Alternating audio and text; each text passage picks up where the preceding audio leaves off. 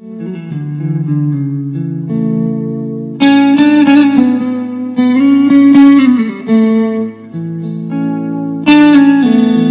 to this activity, one of the activities of Vigilance Awareness Week.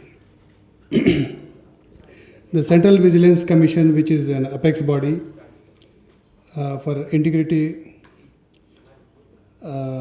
assurance and to promote integrity, transparency, and accountability in public life.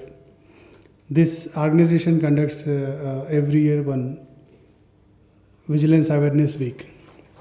This year, CVC has prescribed a theme, My Vision Corruption Free India. So this week is from 30th October to 4th November, and all institutions, public institutions, are supposed to observe this week, organizing various awareness programs.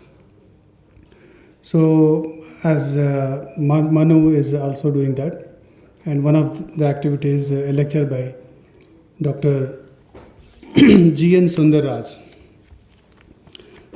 The speaker is G.N. Sundarraj. I think that paper. Yeah. Let me first request my colleague Dr. Nadeem to say a few words from the front.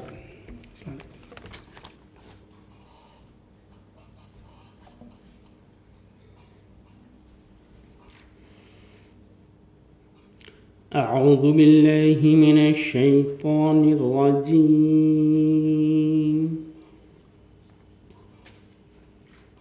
بسم الله الرحمن الرحيم.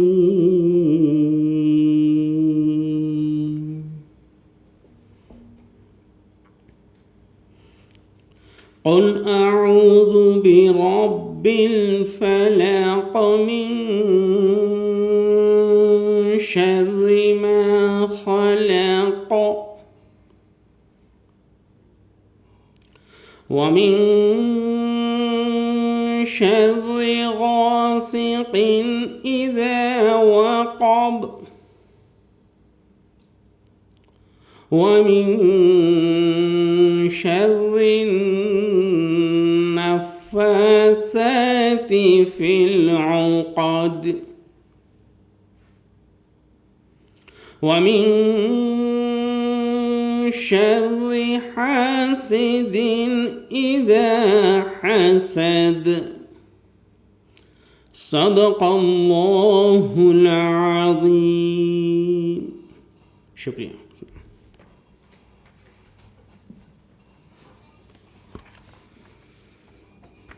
Let me briefly introduce the speaker of today's guest speaker. Mr. G.N. Sundarraja is a BTech from IIT Madras, and he worked for several years in BEL, Bangalore, and then he joined as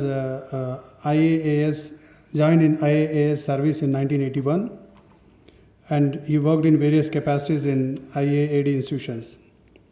He was Chief Vigilance Officer in Vizag Steel Plant at director level. Then he did his post-graduation from Birmingham University in finance. Then he was also internal audit. He had assignment in United Nations headquarters at New York. Then in WHO Geneva, Switzerland, and then he was also in IARC at France. He was Accountant General in AP, Maharashtra, Karnataka and Kerala states, and retired as Additional Deputy Controller and Audit General of India. He dealt with 5 states in his AG's capacity, that is UP, Bihar, Chhattisgarh, Jharkhand and Madhya Pradesh. This is very brief about Mr. G.N. Sundarraja. Before his lecture, now I request my registrar, Sikandar Saab, to to read the pledge, integrity pledge, group integrity pledge. He will read out and you please repeat that. Thank you.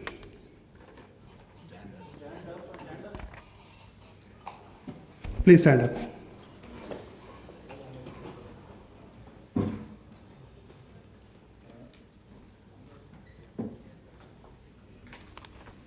Good afternoon. Assalamu alaikum. It's a small pledge. We have a two kind of different pledge for the organization that is listed in the website. So we are going to have an individual pledge. As all you are aware, this is a part of Vigilance Awareness Week from 30th October 2017 and 4th November 2017. So I request the pledge is integrity pledge. I will read, then you can repeat after that. I believe that corruption has been one of the major obstacles to economic, political and social progress of our country.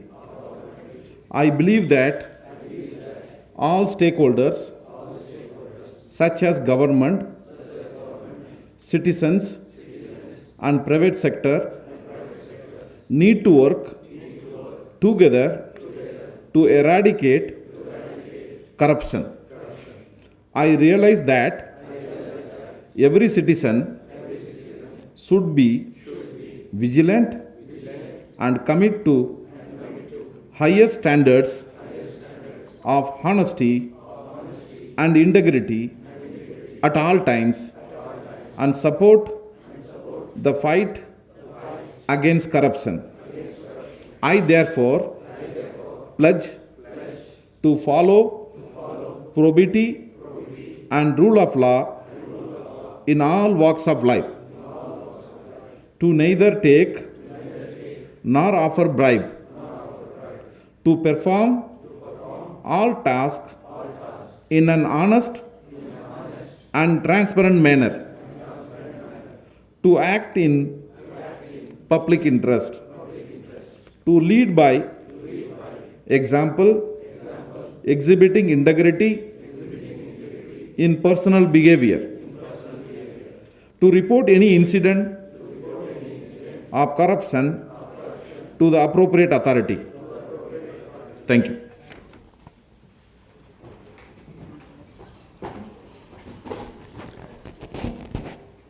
May I now request Mr. G.N.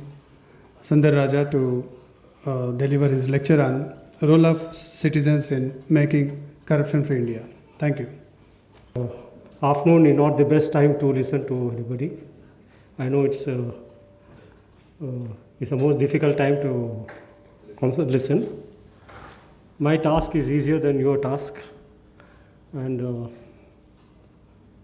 let me see. In fact, it was yesterday that I got this invitation. I had two thoughts because at short notice and to make available, whatever. Usually, what I do is I talk to a gathering of 25 to 30 people and give them. I follow what is called case study approach. I give them some documents, some of the frauds I had detected. Ask them to give some their own. Give them documents and say where is the fraud here. It's a very interesting. Some 8 to 9 quizzes. It's a 2.5 hour session normally. Then after they give their remarks, I show them the solution. I generally find they're quite pleased and shocked about what it is. But then I think we've given this note. I can't follow that. But let me see how best I can do that. And I think I'll just start straight away from there. Okay. Usually I prefer seeing people and then talk. Now I'm in a very difficult position, doesn't matter, I'll make it best. How many of you heard this Transparency International? Because the whole idea here is Vigilance Awareness Week. Unfortunately, I found, in fact 2001 as the CEO I joined from, in fact when I came here, let me just begin. In 2000 I visited this institute. I had basically two options. One is to financial advisor. I met the Vice Chancellor, I had lunch with him. I had two options. One is join this university as a financial advisor. Second option was go to the steel plant as chief vigilance officer. Is that what you put? Right. Although I stayed Hyderabad and so on, but then I thought vigilance will be, I don't know what destiny you can say. So I went to steel plant, and that's how. So I am coming back after so it's good to be back here. Not really, but then. And second thing is, my father basically was in this during the Nizam period, and so he was a person who knew Urdu very well. He was a maths teacher. So all the books by the Telugu Academy, all those mathematics, he would translate. He was a person who was interested in the work of translation of into Urdu. I'm sure he would have been very happy. He passed away in 2011, but he would have been very happy if I told him I had gone to the Urdu University. And second thing is, all those exam papers, when you have, when it is set, usually it is given to somebody who sets in English, so it's translated Telugu and Urdu. Even after retirement, he was interested, because they said usually you don't give the work, such a sensitive work, to somebody who's retired. But then they said, we trust your integrity more than anybody in service. I mean, that is the kind of things which I had. So I just begin with this. Then transparency, I thought, some of those terms, because I can't explain all of them, basically it's almost like, I'll just touch certain things and so on, which, what is, when you say Vigilance Awareness Week, basically I think some things which you ought to know. Maybe, you read. So I'll just give you some things. Transparency International, basically. I think one of these things we should always, basically it's an organization which assesses the, what is the environment for corruption, etc. What is they have, basically it's perception. So this Vigilance Awareness Week, do you know when it was started? It was started by Mr. Vittal. He was a CVC in 2000. So he thought vigilance aware. At that time, India's rank was 69. He hoped that by bringing out this Vigilance Awareness Week, what do you mean by this 69? That means 68 people, 68 countries had a better integrity than India. I mean, what about corruption, etc. So we were ranked way down. If you look at, I think yesterday on today's news, ease of business. What did they say? They said ours was something like 131 and or something like that. It has come down to 100. Ease of business is also connected with vigilance. But is that something to really be happy about? I think 100 is not a very good figure. Of course, they said that it's just like saying somebody first exam I got 5 marks, then later I got 25 marks. Fail is fail. Third thing I would like to tell is, I have also been government, we all gone by conduct rules, criticism is something. So when I do any talk here, it is not criticism, it's basically a critical evaluation of what exactly is the problems which this nation faces. So when Mr. Vittal started this, he basically thought that, maybe we'll improve our ranking from 69 to 50 or something like that. But if you see the later, if you please go and see it, it has went up to 89, 90, 91, 90, I don't think it has improved from 69, right? So what that sets thinking, basically, what exactly is it? Different people have different perceptions. Then they said it is the, so when they started this, what exactly is this awareness about? I think if you look at that, they say you take some pledge, ask for all kinds of competitions, right? What exact, after all, when I have this awareness, will awareness improve what happens is, will it curb corruption? These are all things which have not been very, very well structured and so on. But then as we worked for 3 years as CEO, I'll just, so some of the things you should know is, you would have heard something, there's some coal allotment scam, there was something coal allotment scam recently, there was May 2017. One secretary to Government of India who retired, Mr. Gupta or somebody, he was charge sheeted by CBI. He's an extremely honest person. In fact, he wept and said, look, I have not made any single rupee from this. Why is the CBI charge sheeting me? And then with a this sets thinking, basically what happens is, I'm sure as Secretary to Government of India, he would have conducted Vigilance Awareness Weeks and so on. Basically what happens is, how is it that somebody at the Secretary to Government of India level, right, Was he not aware? There is something called Prevention of Corruption Act. Please see 1988. PC Act 1988. Please, I think all of you should, see, during Vigilance Awareness Week, forget about the rest of the year. At least this, I think what you should do is, please go and read up PC Act 1988. Prevention of Corruption Act. So that is, the reason there is in the Prevention of Corruption Act 1988, I'll just show you what is important there.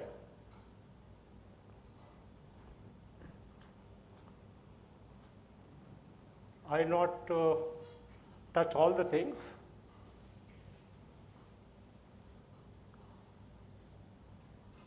Right. Section 13. I think Section 13 is something I think all of you should basically be aware of. You know, when you say Vigilance Awareness Week, I feel that Transparency International and PC Act 1988, and then Section 13, there are, you know, criminal misconduct by a public servant, A, B, C, D. Please look at A, B, C, D 2, 13, D2. I don't know whether this is visible. Even that Secretary, Mr. Gupta, I think was not aware of this 13D2. It's a shocking provision. What does it say? Section 13D2, this one, right? 13D2, by abusing his position as a public servant, obtains for himself or any other person any valuable thing or pecuniary advantage. Unfortunately, you know, this is not something which has been, awareness has been created about this. There are many, many honest public servants. They basically think, look, I take decisions.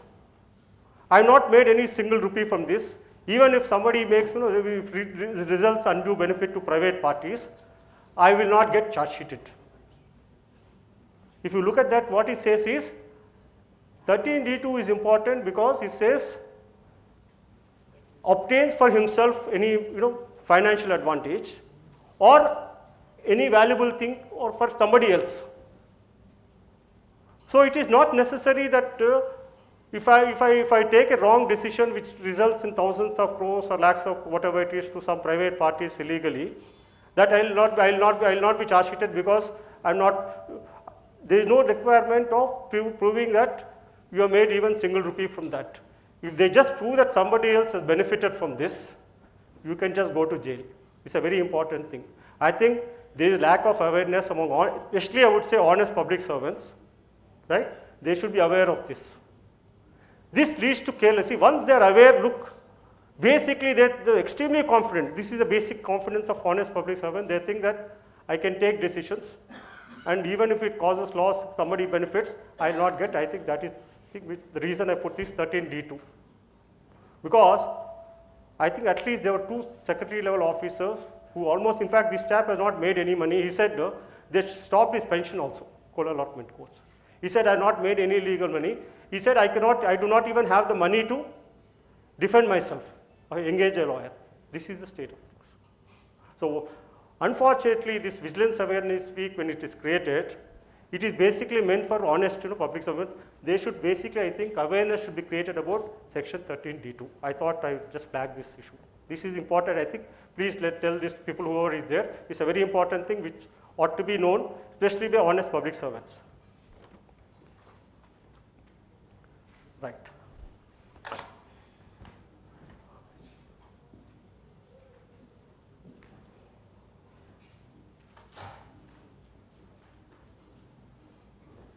Right.